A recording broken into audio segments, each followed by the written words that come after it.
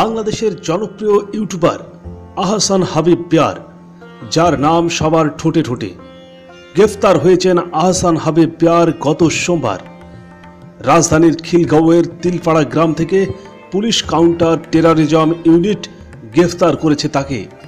তার নামে নারী প্রতারণা ও পর্নোগ্রাফি তৈরির অভিযোগও পাওয়া গেছে বলে জানিয়েছেন কাউন্টার টেররিজম ইউনিটের অতিরিক্ত উপকমিশনার নাজবুল ইসলাম। তিনি জানিয়েছেন, পিয়ার নিজেকে পীর বলেও দাবি করত। ইসলামের অবব্যাখ্যা দিয়ে জিন তাড়ানোর কথা বলেও বহু নারীর সঙ্গে শারীরিক সম্পর্ক গড়ে তোলেন বলে জানা গেছে। কিছু নারী পিয়ারের মিষ্টি কথায় ও প্রতারণার ফাঁদে পড়ে তার সঙ্গে শারীরিক সম্পর্কতেও জড়ায়। এই সব নারীর সঙ্গে শারীরিক সম্পর্কের একাধিক ভিডিও ও চিত্র পাওয়া গেছে তার পক্ষ থেকে।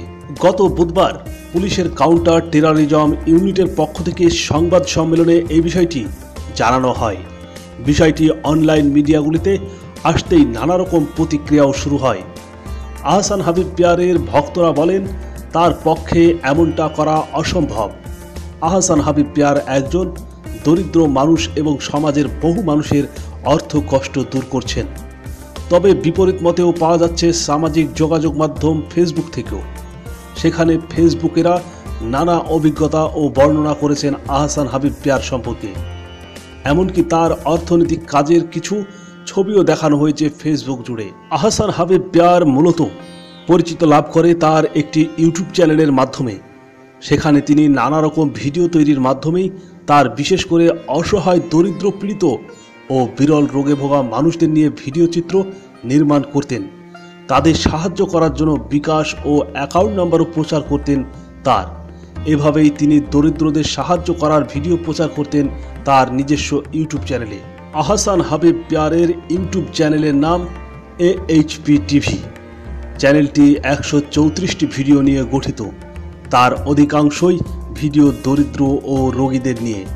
কয়েকটি সঙ্গীত ও কোরআন তেলাওয়াতেরও ভিডিও রয়েছে এই ইউটিউব চ্যানেলটিতে।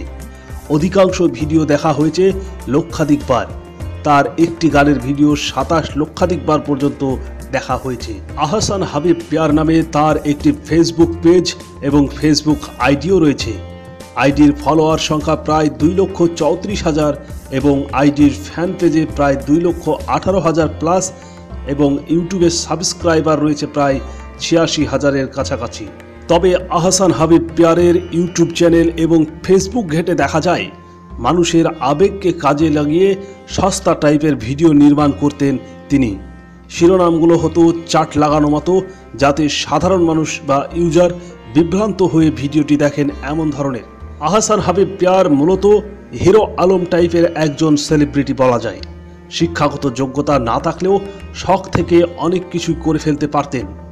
আহসান হাবিব পিয়ারের গ্রামের বাড়ি নোয়াখালীতে এবং থাকতেন তিনি ঢাকার যাত্রাবাড়ি এলাকায়। আহসান হাবিব পিয়ারের নামে যেসব অভিযোগ পাওয়া গেছে এখনো পর্যন্ত, তা অনেকগুলি সত্য বলেও প্রমাণ পাওয়া যাচ্ছে।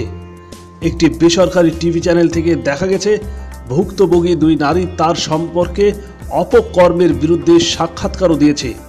সেখানে তারা অভিযোগ করেছেন, আমাদের সঙ্গে প্রথমে আত্মীয়তা ও শারীরিক সম্পর্ক গড়ে তোলে এবং পরে অর্থনৈতিক সম্পর্কে জড়িয়ে থাকে।